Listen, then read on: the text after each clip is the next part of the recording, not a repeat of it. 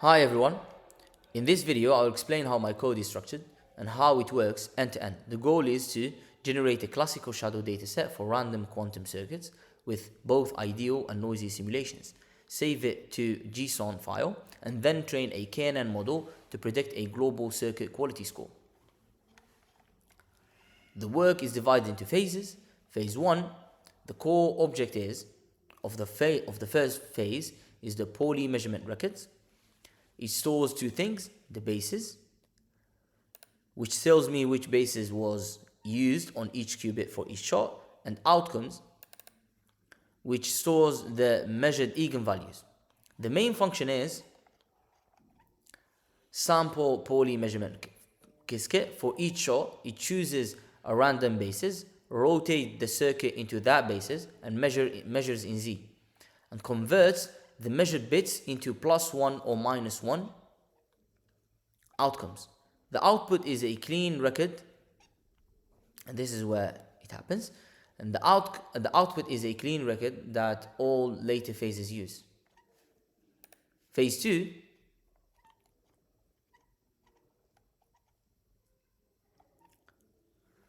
for the phase 2, the key function is the per shot estimator. What is it? This one. Per shot Pauli shadow estimates. It estimates a Pauli observable like X, Y, Z, or a Pauli string. For each shot, if the measurement basis matches the Pauli operator, the estimator uses the outcome multiplied by a correction factor. If the basis does not matches, that shot contributes 0 for that operator. Averaging these per shot estimators gives an expectation estimates. There's also estimate many Pauli expectations, which is just runs this efficiently for a list of observables. For phase 3, it makes the things more robust. The core function is the median of mean Pauli expectations, which uses a median of mean.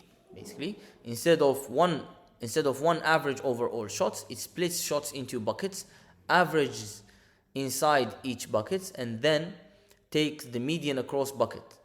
This makes the estimate more stable and less sensitive to outliers. Phase 4 is where the features get extracted. The main function is extract rich shadow features. It estimates single qubit block components, the expectations of X, Y, and Z for each qubit. It can also estimate nearest neighbor correlations like XX, YY, and ZZ, and convert them into a connected correlation. And then the 2-vector packs everything into one numeric feature vector. This vector is the core input saved in the dataset. Phase 5, the core function of it is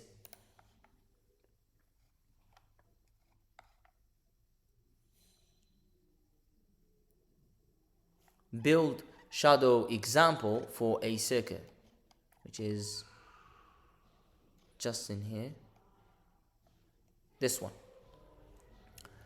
For one circuit, it runs the whole shadow pipeline twice, once ideal and once noisy. That gives two feature vectors, ideal and noisy basically. The data set stores X noisy as the input. It stores Y delta local, which is ideal minus noisy, and as a local correlation target, and it computes Y local score using compute global quality from features. That global score is a number between 0 and 1, combining purity-based comparison, block preservation, and overall feature error.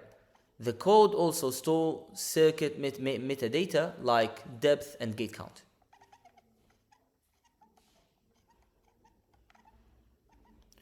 Now for the dataset generation, we can do a small example on here.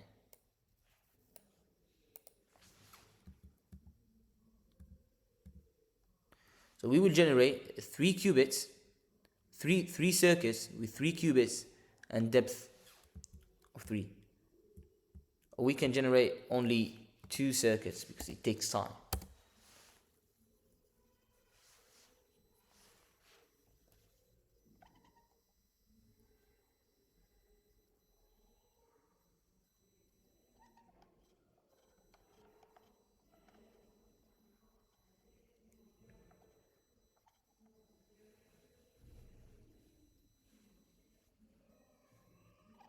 You can see that it takes a lot of time because it runs every circuit for 5,000 shots, basically. And now we can see here our data set that we had. Oh, we lost the terminal. Yeah. So this is the X noisy with the features, and the Y delta local, and the Y global score, and the metadata. Sorry. We jump now into the KNN model. For the training, I use the KNN. It contains the core. Let me just take this off. It contains the core function of the core regressor, or the core for the file. We implement fit and the predict and distance logic. Then you can see it all here. It's very, very forwarded and simple implementation. And then we move to the KNN no meta.py, which is the full training workflow. It loads the JSON file dataset, builds a fixed sized circuit feature level using aggregate shadow features, which is only here, this one. It scales the inputs and evaluate multiple improved KNN versions like weighted distance KNN, feature selection, and many other stuff. And it prints the metrics like R squared, MAE, and RMSE to compare the performance. And we can try it here for once using the dataset that we submitted.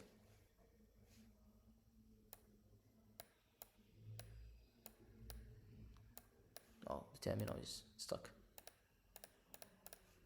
What happened to the terminal?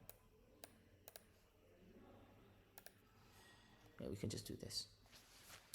And now we can try it and see what we will get. This is using the old data set that we had, and this is the results that we got for now. Sorry, I have to make it small a bit. It's too annoying. Sorry. Yeah.